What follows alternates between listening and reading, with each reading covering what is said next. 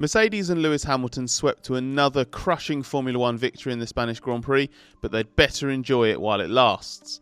This was the final chance for Mercedes to make use of a key advantage before the rulemakers ban it for the next race in Belgium, and then the season erupts into a much more competitive... this isn't quite right. Yes, Mercedes and Hamilton dominated the Spanish Grand Prix, and yes, it could be the last race before a slightly controversial in-season rule change that other teams are hoping will blunt one of Mercedes' best weapons. But will the potential loss of high-performance engine modes, the party modes as you might know them, really rob Mercedes of the source of its 2020 power and save us all from a season of Hamilton dominance? As you can probably tell, we have our doubts. But before we tell you why and explain this potential change in a bit more detail, have a think about subscribing to the race if you haven't already, and if you're already along for the ride, thank you very much and welcome back. But enough chit chat, let's talk Mercedes, its advantage, what's going to change, and if that really means anything's actually going to change.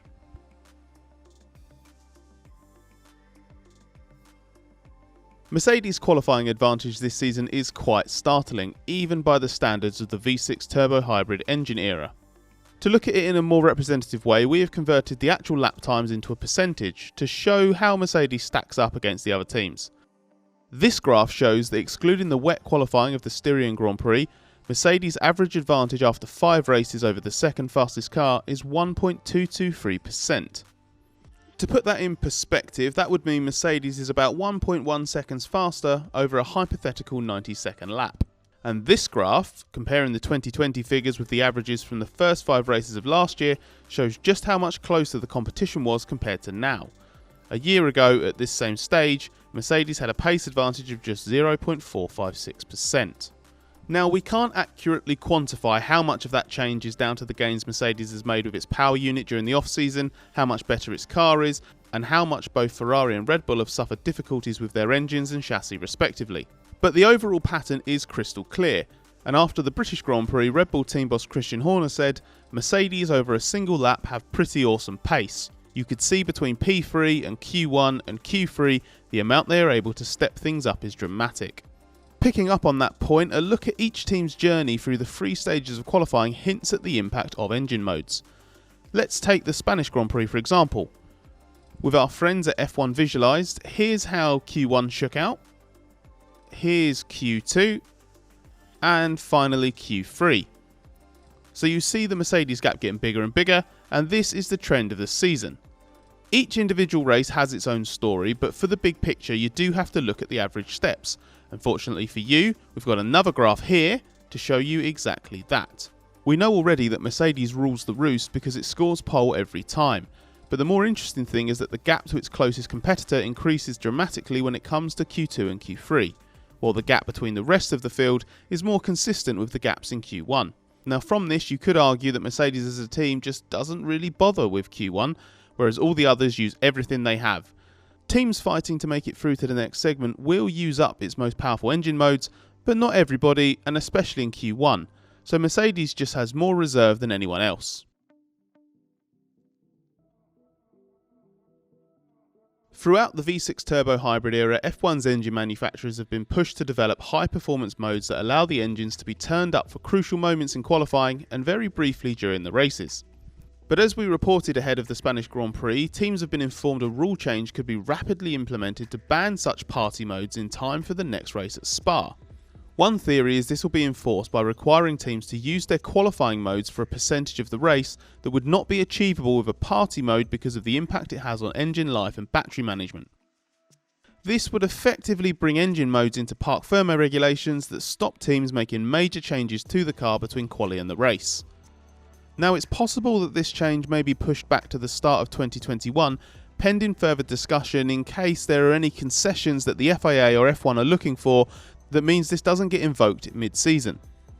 But the FIA reiterated after the Spanish Grand Prix that the intention is to have it in place for Belgium. Ostensibly this is being done to normalise engine modes across the weekend and make it easier for the FIA to police how the engines are being operated. After all, they are ultra complex and the governing body only has finite resources. We saw a good example of how difficult the FIA finds this engine era last year when it had suspicions over the legality of Ferrari's engine launched a long-running investigation but ultimately couldn't find it guilty or not guilty.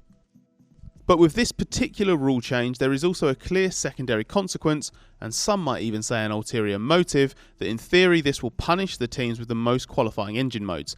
And the basic assumption is that means Mercedes, the team that's dominating the championship yet again, and the team that several people would dearly love to see pegged back. After all, rivals have tried for years and keep failing, and Hamilton's teammate Valtteri Bottas admitted he can see the title slipping away again after slumping to third in Spain behind Max Verstappen's Red Bull. So other teams and Hamilton's own teammate can't do anything about the juggernaut we're seeing at the front, so it's about time the regulators did something, isn't it? A spectacular party mode is an easy answer to Mercedes' dominance, and a convenient one too, given it tallies with the team's own comments about how hard it pushed to make engine gains over the winter. There are also estimates from its opposition that Mercedes is registering a key advantage at the end of the straights. So rival teams, especially Red Bull, will be hoping Mercedes is going to be pegged back should the rule change come into effect. But Lewis Hamilton and Toto Wolff have made it clear that if this is a ploy to hurt Mercedes, it's not going to work. First, it's unlikely to eliminate Mercedes' advantage entirely, as Mercedes may well retain a performance edge even once the peak of the engine settings are eliminated. More alarmingly, well, unless you work for Mercedes, is that Wolff reckons the team can simply flip it so the drivers have more engine performance in races. He insisted, "It's not a deficit for us. On the contrary, we think we can translate that into more performance in the race." When we asked Wolff about this again after the Spanish Grand Prix, he referenced the damage that using the highest power mode does to the engine. He reckons that 5 laps at party mode level is worth 20 or 25 extra in the race. Now, Wolff might be exaggerating, but even if he is, the upside for his team seems clear. If Mercedes trades away a few temps in qualifying, it's still going to be on pole position pretty comfortably. And if it then has half the race, or a third of the race, or even a quarter of the race or less, with a bit more engine performance, well then suddenly its crushing wins become even more dominant. So if this is going to shake up the order, it's likely to be just for the Mercedes customer teams, bumping Racing Point further behind Red Bull and into the clutches of the swarm in the midfield, and maybe turning Williams back into a Q1 only car. Nobody really knows, but there's an impact beyond the Mercedes engine teams to consider as well. Engine modes have become a key weapon in battle. They are like a dynamic KERS system or push to pass, where drivers can save energy and deploy a power boost when they need to attack or defend. And losing that in the races may just mean we have less racing. So then the rule change only has the glorious impact of dumbing down the technology and blunting the spectacle on both Saturdays and Sundays. Formula 1 bosses should be no strangers to the rule of unintended consequences, given how often decisions come back to bite them in the backside.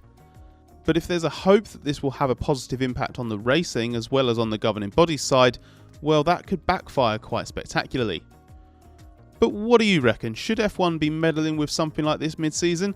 Do you think it's a necessary evil to get these ultra complicated engines under control? And how do you think Mercedes and Hamilton are going to react? Let us know in the comments below, and give this video the thumbs up if you like what you saw. We're overwhelmed by the support we've had so far, and it just fires us up to create more videos like this. So if you haven't already subscribed, how about it? Why not come along for the ride?